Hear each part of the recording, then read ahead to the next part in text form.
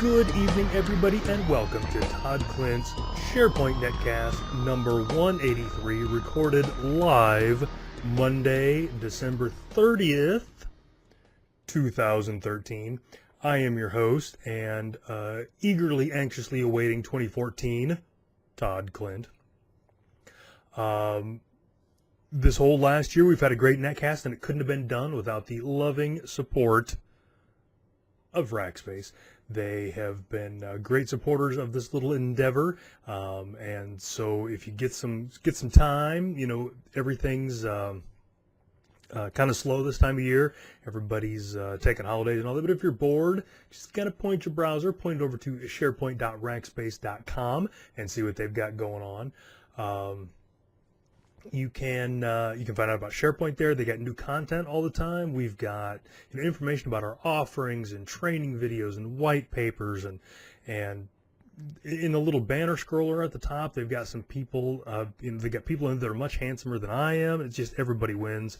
So you can go out there to sharepoint.rackspace.com, or you can also just go to rackspace.com and find out about the other things that we offer. We've got some non-SharePoint offerings. I know it's almost sacrilegious, but it is there.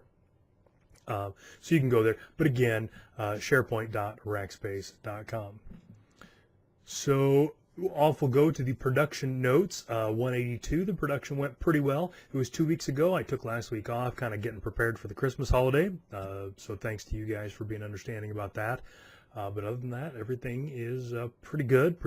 There will not be a Netcast next week, so there will not be a Netcast on January 6th, and that is because I will be flying. I will be in the air. It'll be impossible for me to do one. I'll be coming back from the New Media Expo next Monday night, and so I won't be able to do a Netcast. So I don't think I'll probably pick one up later in the week. I think you guys just get another week off. But in the chat room, we got Lynn Dye. Her and I are going to be at the New Media Expo. We went to the last one. We were both there. It was pretty fun. Also going to be some other SharePoint folks going to be there. Virgil Carroll, he's going to be there. You might know him on Twitter as VC Monkey. He's going to be there. And our marketing guy for the SharePoint team at Rackspace, Justin, he's going to be there. So we're going to be picking up all kinds of great stuff at the New Media Expo. So that's going to be a good time. Now, I'll get into that a little bit later, but this New Media Expo has been really good to the Netcast, and we'll talk about how that was in the next segment. But no Netcast next week, so you get an hour back. And I'm going to remove the Tiara now. I know. So I think we got these at Walmart, so there's still time to get them before the big festivities tomorrow night. All right. So on to the topic. So this is the last Netcast of the year for 2013, and I don't know that I've ever done this before, but I kind of wanted to do like just kind of a review some of the great things. 2013 was a pretty good year for me and for the Netcast and all that kind of stuff. So I just kind of wanted to cover some of the great things that have happened. First off, one of the things both that I heard at NMX last year, and that Scott Hanselman, who if you don't listen to Hansel Minutes, you're robbing yourself. But one of the things he talked about, and one of the things they talked about at NMX, was being consistent with a Netcast. It's your audience. If your audience gets out of the habit of listening to you, then they just quit listening to you. So that's one thing that I really wanted to put a lot of effort into in 2013, and turned out pretty well. So this is episode 183. I've been doing this. It'll be 5 years in March, so you can see that's a little less than 52 a year. But in previous years, I'd done high 30s, 37, 38, 39 Netcasts. This year, this is the 43rd Netcast that I've done this year. So I haven't counted the Mondays up, but we're looking at maybe 9 Mondays off. So that's not bad considering, traveling, being in Europe and things like that, been on vacation and stuff like that. So that was one thing. NMX, it was definitely one of the things that kind of made me take that whole thing more seriously. There've been times that I've been feeling lazy and I've been like, oh, I should just call in sick or put a rerun on. But that was one of the good things. So that was the most productive year that we've got. So kind of in order, here's some of the great things that happened in 2013 for the Netcast and for me and for SharePoint and that kind of stuff. Early in January, after the New Media Expo last year, I switched off of Stickcam to Ustream. and that was the video's better, the client's better, and all that. And turned out it was very fortunate because about a month later, Stickam went out of business. Like in the middle of the night, they just shut down. And I got lucky. I went to the New Media Expo, talked to the Ustream folks, kind of saw their thing, liked it, and switched just in time. So that was pretty great. Now, one of the downfalls, we've got Eric Harlan in the chat room. He's been very sad by this. One of the things that Stickam allowed me to do was 6 people that were viewing were able to turn their webcams on, and they could amuse each other and amuse themselves. Ustream, sadly, does not have that capability. Though Eric, I don't know if any of you guys have met Eric in person. It's honestly not that big of a loss. So that's neutral. Boy, that's on the bubble. But switching to Ustream, I think, was better. Also, when I made that switch, I also switched the chat room over to IRC, and I think that was a positive change too. The chat is better, and you can use a real chat client if you want to, and things like that. That seems to have been a pretty popular change. And I've talked about moving over to the YouTube Live stuff. And one of the first questions that people asked was, "But you're going to keep your regular chat room, right?" So that's probably a good thing. So that was one of the things I did. I switched over to Ustream, and again, I think that's been pretty good. The second thing is I started my own YouTube channel. So you can go to youtube.com/Todd Klindt Netcast, and that again was a direct result of going to the New Media Expo last year.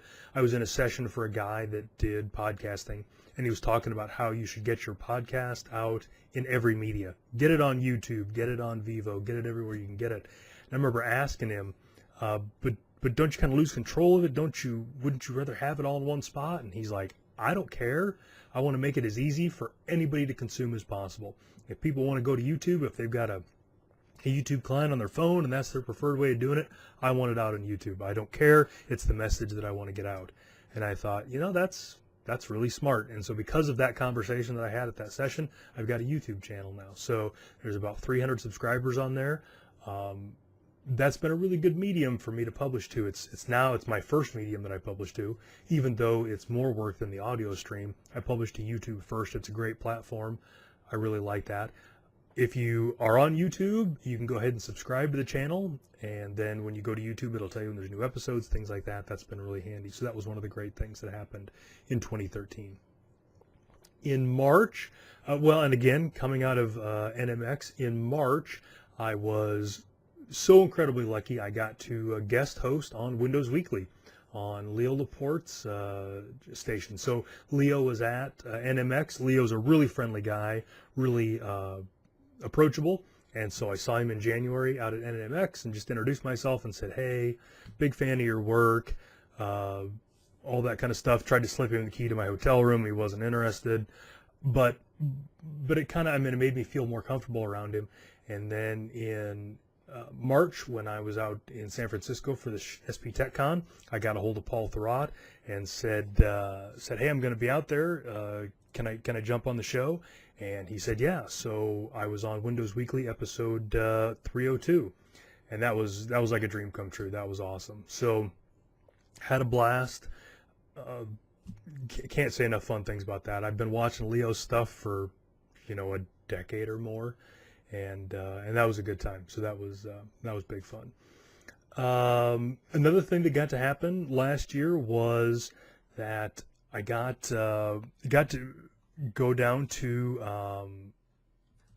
Australia. So that was fun. That's always been one of the places I wanted to go, was Australia. Got a chance to speak at a SharePoint conference down there. So I got to see those guys, and that the Australian SharePoint community, there's a bunch of guys, Mark Rhodes and all those guys that I've known, but they've had to always come up here, so it was good. It was good to get down there and see that place. It was a good time. A lot of things I didn't get to see though, so you guys have been warned. I'm coming back to Australia at some point, and I'm also going to go over and bother those guys in New Zealand while I'm there. So the other neat thing that happened was when I went to TechEd, which was in New Orleans. Got to speak at TechEd again in 2013. That was when Microsoft was having the big fire sale on Surfaces, and so I got my very first and second Windows tablet, and that was actually my very first Windows 8 devices. And if you remember how all that was working out, TechEd was in June. The Surface and Surface Pros were ridiculously cheap, and then the Windows 8.1 preview came out a couple of weeks later, a couple of weeks after the Tech Ed in North America. And so I had tried Windows 8 a couple of times, really hated it, and so I never moved over to it. But got the tablets, got Windows 8.1, and it was awesome. And I've been a big convert since then. So, excuse me, this Netcast isn't being recorded on a tablet yet, but there have kind of been some technical difficulties. But since then, I've moved over to a Surface Pro now 2 is my regular daily driver. I've got my Surface RT that I use when I travel. It's been a good thing. So I think Windows 8 was kind of, I don't want to say a dud, but it didn't really do it for me.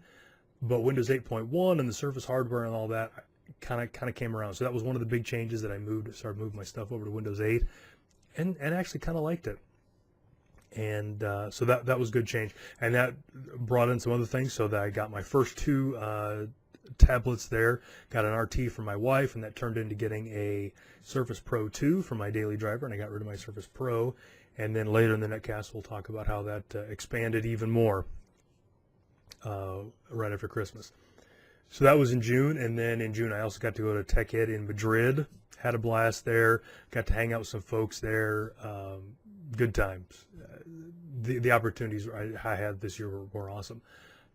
Then in July, I was renewed as a SharePoint MVP again for the 8th year, I believe, and that always good. I never take that for granted. That's one of my proudest professional achievements, is becoming a SharePoint MVP and being able to sustain that, keep that level of activity up and all that. It's been, I think, 2005. If I look over there, I've got I've still got every box and every thing that I've ever gotten. I think I see one from 2005 over there. So that's all been good. So that was an awesome opportunity.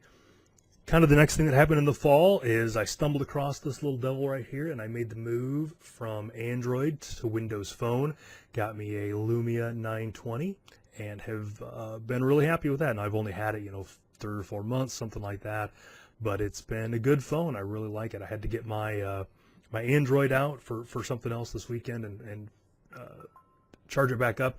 And I found I didn't really miss it. I missed some of the apps. The app, you can't argue that the apps are more mature in iOS and Android, but the Windows Phone, great hardware, great software. It's good stuff. So that was another one of the moves that I made. And I think the Surface and all that, the Windows 8 kind of made that whole thing work a little bit better. In October, another great opportunity is I had a full-blown post on Hey Scripting Guy.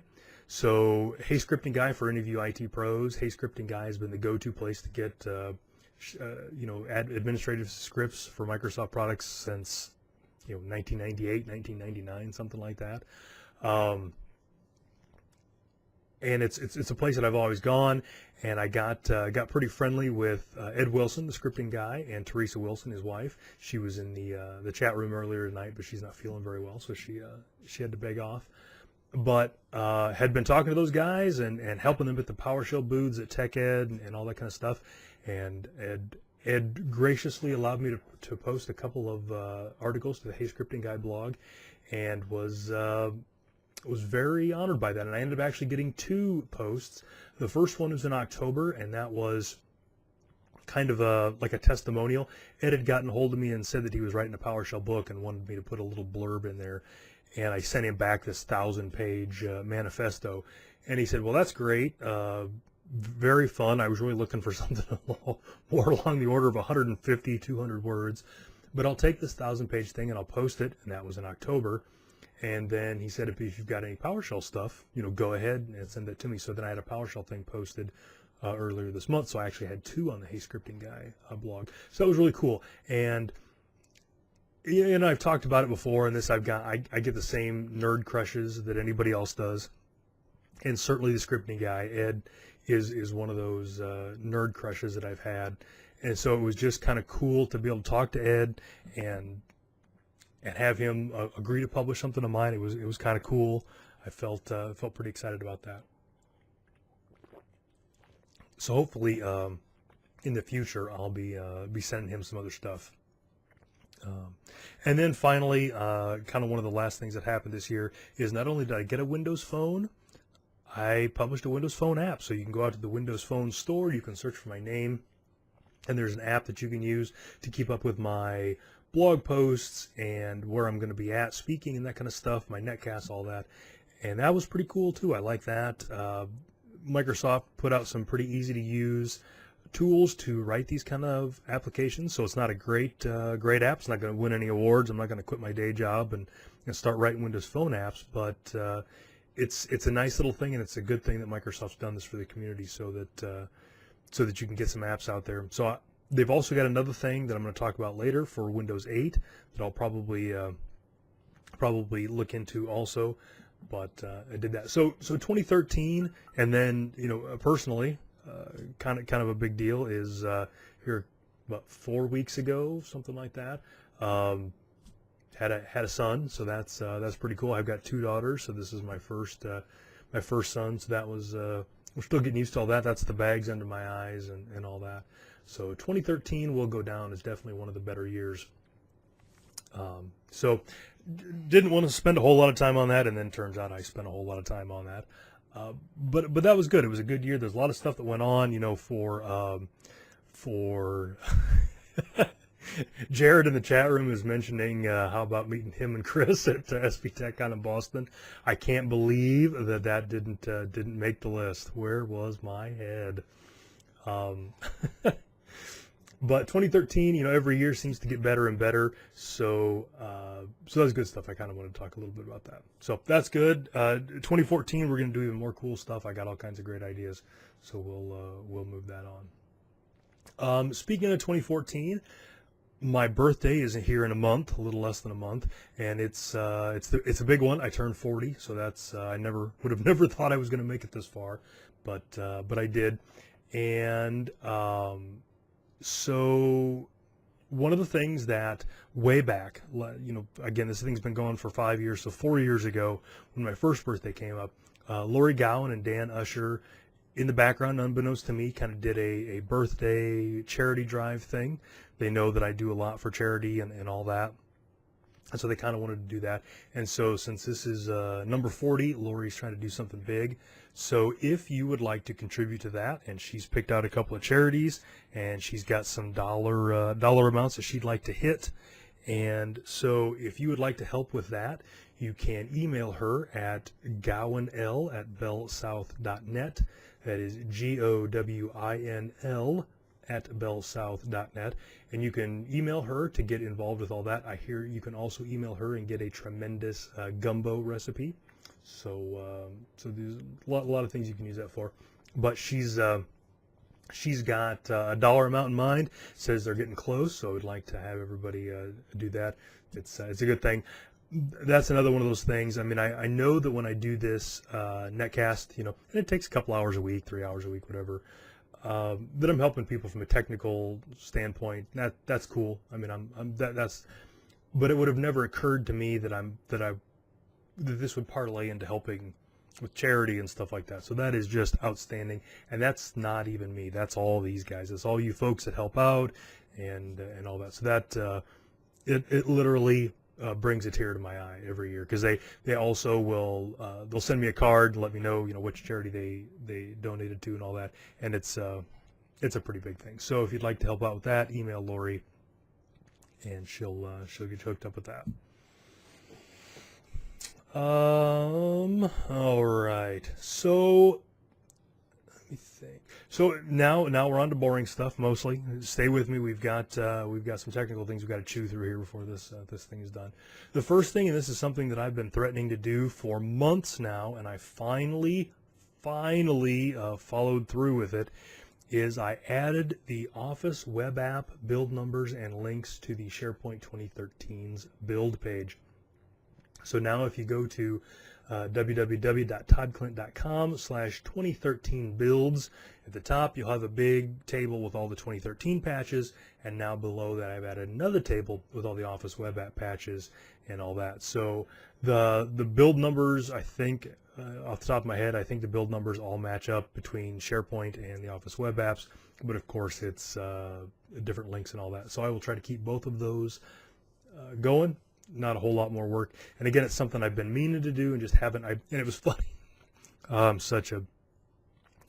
procrastinate a lot, and so I finally decided today. I'm like, all right, I'm actually gonna do this. I'm gonna, no matter how long it takes me, I'm gonna get the SharePoint blog post. Gonna add all the stuff to it. Gonna get it formatted, whatever it takes. And so I had been keeping track of all of it in OneNote, and I had the table in OneNote, and honest to God, the amount of effort that it was to copy the table in OneNote and paste it into SharePoint. And that's all I did. And then I just added a heading and then a little link. It took me 4 minutes. 4 minutes worth of work, and I've been sitting on it for months because I'm an idiot.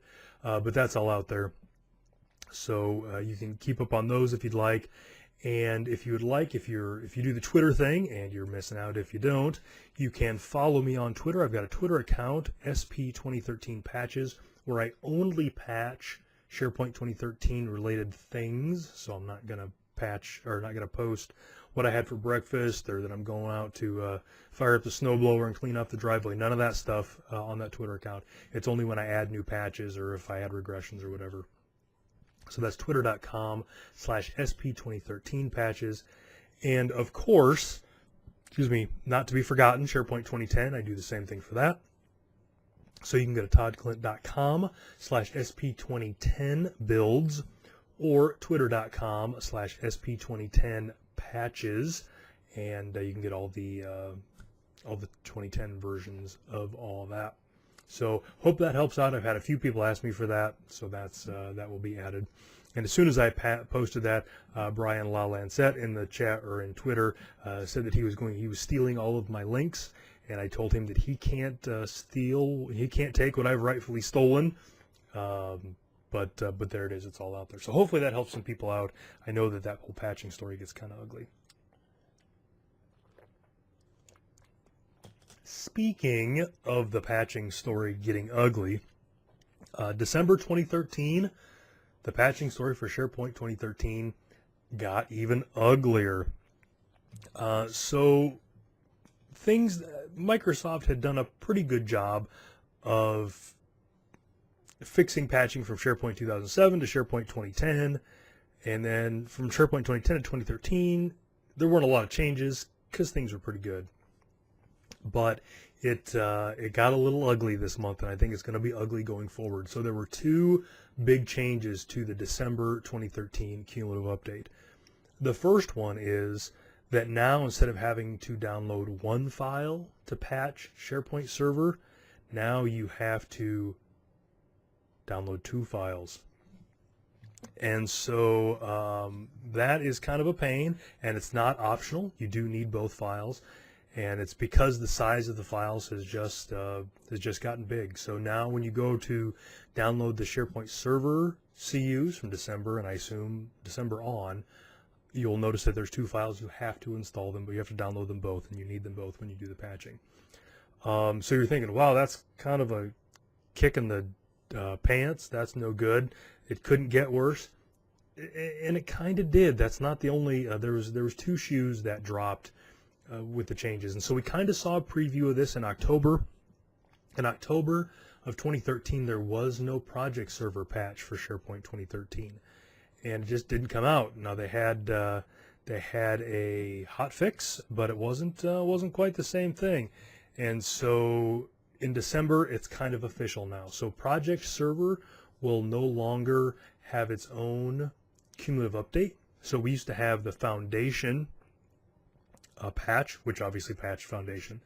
We had the server patch, which patched server and foundation, and then we had the project patch that patched project, server, and foundation. So no matter what product you had, you downloaded one patch, and it patched them all. And if you guys have like notes, paper and pencil next to your desk, you might want to scribble some of this out. So now in December 2013, if you're patching SharePoint Server, you have to download 2 files. Now it's the same link, there's just 2 files there. And if you've got Project Server, you have to download another patch, and it's just a hotfix. So any of you guys that have patched SharePoint starting with 2010 through 2013, and you'll notice that you install the patch, but it patches a bunch of different components inside of SharePoint. So you could always just patch individual components, including project. But now it looks like Microsoft is moving away from a project-specific CU and only putting out the project component hotfix. And Daniel Glenn, who showed up just in time into the chat room, he answered my hail out on Twitter last week, and because I didn't have a project server VM stood up, and I was kind of on a coming down off of an M&M sugar high from the holidays, so I just kind of didn't want to set one up. But he kind of tried all the different permutations of the patches. So he had a project 2013 RTM VM, and he tried to put the December patch on it, and it told him he couldn't because he needed March. So he put the March public update on, which at that point did do project, and then he put the December 2013 project hotfix on. That all worked, project worked and all that. And then he put the December 2013 cumulative update for server on, and it all worked. So it looks like it's more work, but it's not more risk. You're not going to screw it up. If you forget one piece or forget the other, everything's going to work. And if you forget one, you can just add it later. So thanks to Daniel Glenn for that. And if you want to follow him on Twitter, he is at Daniel Glenn with 2 N's. So thanks again to Daniel for all that. I promised I'd make him a star, and here he is, everybody in the chat room. Thank Daniel for all his hard work, give him a pat on the back and all that stuff. So if you go to every one of the patches that comes out, I've got a notes and regressions page for it. If you go to the December page, it explains all this, and it's got links to the knowledge base articles and all that explain all that. So if this all went by very quickly, or if you're in your car, for God's sakes, don't pull over and write this down. There's probably cars behind you. Just keep on going. But go back later, go to the SharePoint 2013 builds page, and get all the information there. Okay, so we got a couple more SharePoint things here. This was one, and this was a weird one. This is a bug that came out a couple of months ago, and it's a bug around SharePoint 2013 and how the user profile service doesn't support 2 fields with HTML in them. And so I got a link in the chat room. It's on Absolute SharePoint, and it'll be in the show notes.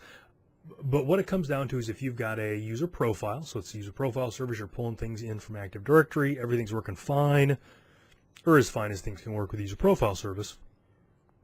And you start editing things, and then you find out, you add things, tweak things, get it all working. Your About Me information disappears. So you have that little blurb where you describe yourself. There's a bug where that About Me information can just go away. So it will be in SharePoint. It will be fine. A sync will run, and it will go away. And that is because, or one of the things that can cause that is if you add another field that uses HTML, HTML type. So we actually had a customer that had this happen. And this blog post came out in August, and by August I mean September. And so I remember reading it at the time and kind of digesting it, but thinking, who would ever do this? And then we had a customer, they're like, hey, what are you guys doing? All our About Me information's disappearing. You guys are terrible. And we're going to go use Huddle. SharePoint's awful. And then turns out it was this bug. They had added another field that was HTML. As soon as somebody would populate that field, then it would wipe out their About Me field. So read that blog post, and that is by Vlad. And I would try to pronounce Vlad's last name, but I'm just not man enough. So just be aware of that. Don't add a second field. Again, his blog post is pretty good. It's got pictures, but just one of those weird things you would never think would be a problem, except that it is. Another thing that I wanted to talk about, and Trevor's not in the chat room, so we can speak freely about him.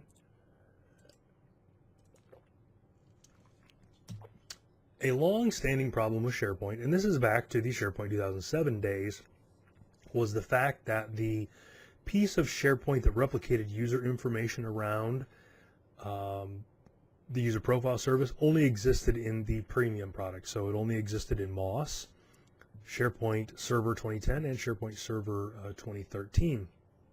So if you only had Foundation, some of your user stuff wouldn't get synced up. So it's kind of a weird deal. Obviously, since there are Foundation products that exist, all of the user information can't be stored in the user profile service because there's WSS and 2 versions of Foundation that don't have that. So the way that Foundation stores user information and the way that SharePoint Server does under the covers is every content database has a user info table. And every time a user makes a change or is added explicitly to a site collection in that content database, they get an entry in the user info table. And that entry's got things like their login name or their SID and their email address and a couple other things. And every site collection in that content database uses that user info table.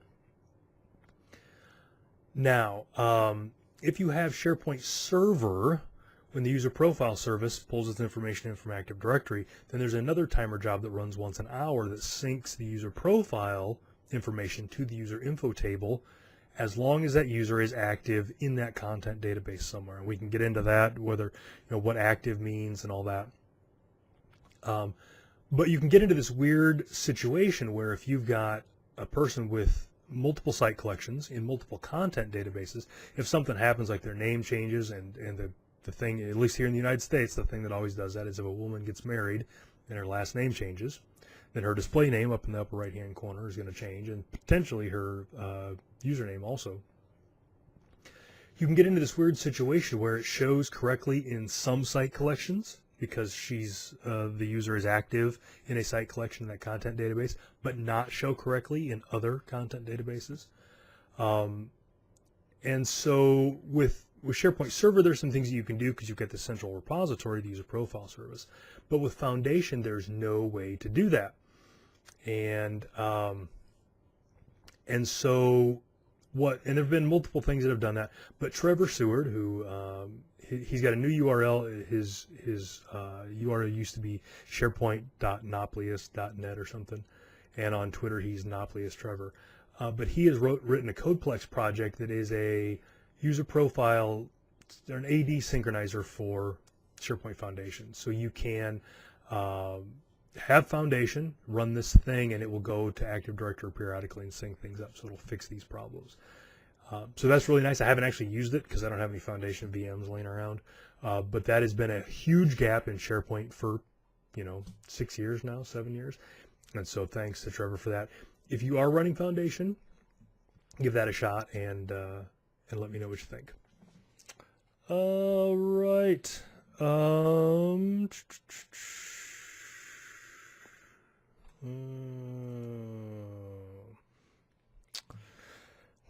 So I talked about earlier that I had used a shortcut to create my Windows Phone app. And by the way, we've had quite a few downloads of that. Thanks to everybody. And a few of you have left me reviews of the app. I appreciate that. That helps it show up in search and all that kind of stuff. So if you've downloaded the Windows Phone 8 app, please leave a review. I would be happy for a 5-star. This is the best app ever. It makes this platform valid. I would prefer one of those kind of reviews. But if you want to be honest instead, that works too. But that definitely helps. But those Windows Phone apps don't run on Windows 8 or Windows RT. So Microsoft has recently released a similar platform for Windows 8, and they've given it a cool name called Project Sienna. And Project Sienna is basically a platform for building Windows 8 apps, and you can drag things around, and it's kind of like the Windows Phone app thing. So I'll look at it. It's a little different. I might get around. I might try to make a Todd Klindt app for Windows 8 and kind of get that all to work. But that would be cool. But if you kind of wanted to play around a little with Windows 8 apps and build something real simple, check the Project Sienna stuff out. Jack in the chat room I've met Jack a few times. Jack has been following, has been suffering through the Netcast for several years now. He's heard me talk about this app, and he feels bad. He tried to get it to load on his phone, and it wouldn't work. And so he's asking in the chat room if there's a way to get that to work on his iPhone. And sadly, there is not. Though I will tell you, Jack, that I was at where was I? Oh, I was at Walmart here a couple of days ago, probably the 24th, doing a little bit of Christmas shopping, and I walked past their little phone aisle, and they have the Lumia 520 pay-as-you-go for AT&T for $60. So if you go out, replace your iPhone with the Lumia 520 for $60, then you can load my app. So there you go. Glad I could help. Anytime you guys need help, just I'm only a tweet away. But on the Windows 8 front, I mentioned that when I went to Tech Ed in June, I bought my first and second tablets, and then I got a Surface Pro 2 here a month or so ago, and that was my third Windows 8 tablet. I may have a bit of a problem. I may need to talk to a professional about this. Something with my childhood. I'm sure it's all my parents' fault. But I may have also bought a Dell Venue 8 Pro. So I may have actually, this might be my fourth Windows tablet. So this, for those of you that haven't been keeping up on all that, this is a Windows 8.1 tablet that is 8 inches. So it is kind of, if you guys have a Kindle, it's about the same size as a Kindle, a little bigger. I've got a Kindle, and it's a little bigger than that, but it's that same kind of form factor. So it's a pretty slick little thing.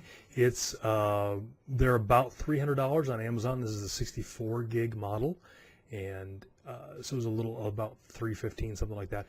Great size. The battery life's pretty good. I've only had it for a few days now. I haven't had it for very long. A couple of things about it that. So again, I have I've still, the honeymoon hasn't gotten over yet. It's very slim. A couple of things about it. It's running full Windows. It is not a Windows RT device. So that's good and bad. It's good in that you have more applications. It's bad that you've got an 8-inch tablet that you have to worry about antivirus software on and malware and all that crud. So I kind of wish there was an RT version of this, because, you know, so part of the size of this device is the battery. You know, that's part of the mass of this. And all of the things being equal, if they made an RT device that was this size and this weight, it would have better battery life. It would be good. Now I don't know for sure what the battery life is on this, because I haven't had it long enough. But it runs full Windows. And so, you know, it's got Office and all that kind of stuff on it, all the regular stuff. I've got it synced up to my SkyDrive, so as soon as I connected it, it downloaded all the shortcuts on my start screen for all the apps that I've got loaded on my regular tablets and all that, and all my SkyDrive stuff synced down and all that. It was pretty nice. It's got 64 gig of storage, which ends up being a little bit less on the thing itself, because you got Windows and Office and all that kind of stuff. It also has a micro SD slot right here, which I can't get open because I just cut my nails, but I have ordered a 64 gig micro SD card, so I can store a bunch of stuff on that, movies, because I'm probably going to use this for entertainment. I'm going to use it to consume stuff. It's got the Kindle app. I've been reading a book on there, all kinds of great stuff. A couple of weird things about it is you'll notice at the bottom it doesn't have a hardware Windows button anywhere. The Windows button is actually up here at the top, and you can see when I press it, it switches back and forth between the desktop, and so that takes a little getting used to. But the other thing is it also changes. So when I'm holding it like this, it's up at the top, but then when I rotate it, then it's on the side. So that's taken some getting used to. Not horrible, but it's taken a little getting used to. The other thing is that it's got a single micro USB port on here. And this is both the charging port and the host port. And so when I charge it, I hook up here, but if I want to hook up a thumb drive or anything to it, I need, oh my goodness, where'd it go? Here it is. I need a thing called a USB on the go, or USB OTG, you'll see it called. And this is an industry standard thing. I have this cable because an Android tablet that I had used the same thing. So I can hook up here to charge, or if I want to hook up a thumb drive or something like that, I can plug this in, and then I've got a USB port for it. And Mike Gennady, he is a SharePoint guy, works at Microsoft. He's got one of these. He hooked it up to the dock that I have my Surface Pro on, powered 2 monitors and all that. So that's kind of cool. So one downside though is you can't charge and have a USB device hooked up at the same time. Now that's not a limitation of the platform. There actually are USB OTG cables that will charge and have guests on them. That doesn't work with the Dell. I don't know if that's a hardware or software thing. I know that my Nexus 7 tablet, which was the tablet that I had to use this for initially, had that same problem, but it was a software fix, and some hackers were able to get in there and get that taken care of. I don't know if that's going to be the case for this Dell or not, but something to keep track of.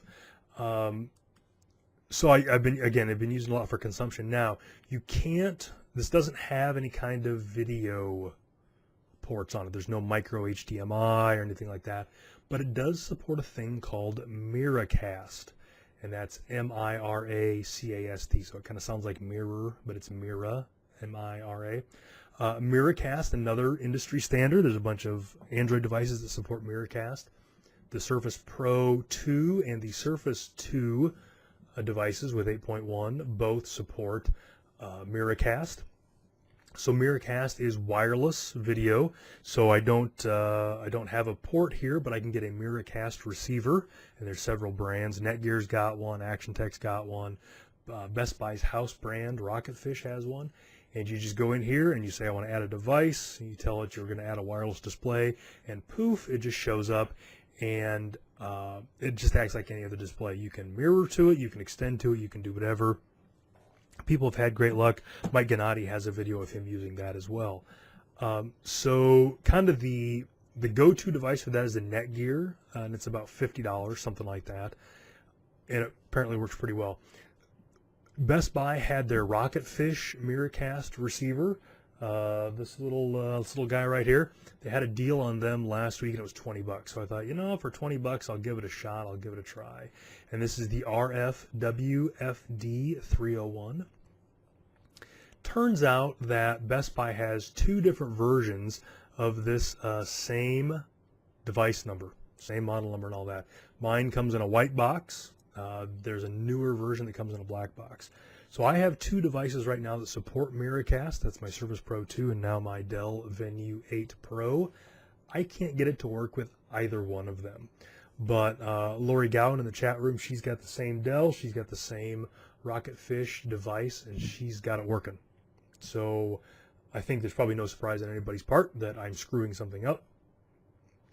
But I'll play with that a little bit more. But that is one option if you want to be able to charge your Dell device and have it up on a big screen. Miracast is a way to go. If you're interested in Miracast, there's a guy on the internet, Rafael Rivera, and his website is withinwindows.com, and on Twitter he is, I think, within Rafael, something like that. And he is kind of the biggest Miracast proponent right now. So if you have Miracast questions, follow him and ask him. Jack in the chat room is saying, did I update the firmware on my Dell app? That I did. That's another annoyance on this device, and I'd forgotten about this. Thanks for reminding me. So on the Dell here, you can't probably see it very well, but Dell has a My Dell link here, which is kind of cool. And if you click to it, it will take you to a Dell specific page that has drivers and downloads and all that kind of stuff on it. So that's pretty cool. So I will go to the drivers and downloads page because I want drivers and downloads. So what this does is this tells you all of the downloads that are available for your device, but it doesn't not tell you the ones that you have installed. So yes, I did download the firmware because there was a firmware fix. There have been a couple of significant fixes for this. There was a firmware fix to fix the Miracast thing, but I installed it, and then when I go back in, it still shows it to me there. And so I kind of wish their utility would fix that. Another bug that some Dell Venue 8 Pros have, and I'm one of the lucky ones, is when the device comes and wakes up from sleep, the wireless doesn't work. And it looks like it should work, but it doesn't work. So you probably can't tell, but I got the little wireless bars here. It's all good. It says it's connected. But up here it says, I would love to go out and look for drivers for you, but I've got no internet connection. Happens every single time I come out of sleep. If I just disconnect from my wireless and reconnect, then it's fine. And it has to do this every time that it comes out of sleep. So as soon as this happened, went out to WP Central, Windows Phone Central. They've got forums for devices and all this kind of stuff. It is a thing. It's not just me. And there's some Windows patches that caused it. There's some install order stuff that I need to tweak. And there's also a huge thread on Dell about it. So so that's kind of a Windows 8 thing. Again, it's a patch order thing. But it can be gotten around. I just haven't done it yet. And again, just bouncing the wireless brings me back online. So for $300, I think this is a pretty decent device. I'm traveling for the first time this Friday, and that's kind of when I use these devices the best, the most. So I'll know more then. But if you're interested in an 8-inch, 7-8-inch type Windows tablet, this is a good one to start with. And these kind of devices kind of make you hate Metro a little less. You start to understand the value of Metro when you're on a device like this. It starts getting a little better. So if you're thinking about getting a device like this, have any questions, you can hit me up on Twitter at Todd Klindt, and I'll let you know what I find out. Wow, tonight's Netcast is going really long. So we will blaze through the shameless self-promotion. No changes since Netcasts 182 or 181. I'm doing a pre-conference session at the SharePoint conference, and then 3 other sessions. A load testing session using Visual Studio, an upgrade session, and a PowerShell session. Excuse me, you can go to SharePointConference.com, mssharepointconference.com, I forget, to sign up for that. Would love to see you there. Rackspace will probably have some sort of a booth or something there. If you end up coming to one of these conferences that I'm going to be at, for goodness sakes, come find me, shake my hand, say hello. I'm a pretty friendly guy in person, so don't be intimidated by these movie star good looks. Then I'll be at SP TechCon in April. That's April 22nd through the 25th. You can find out about that at sptechcon.com. And then in May, I will be at Microsoft Tech Ed North America. That's May 15th, or 12th through the 15th. And I will be doing similar stuff that I'm doing at SharePoint Conference. SharePoint installation pre-conference and all that kind of stuff. So thanks to everybody. Thanks for a great year, you guys. It's been great. I will pay good attention at the New Media Expo this weekend. And we'll try to pick up lots of things to make this better for you. As always, if you have suggestions, you can hit me up on Twitter at Todd Klindt. You can also email me, todd.klindt@rackspace.com. I will entertain any suggestions. Not saying I'll take them all, but always like to hear them. So thanks, everybody. Have a happy New Year. Stay safe, and I'll see you again in 2014. Bye.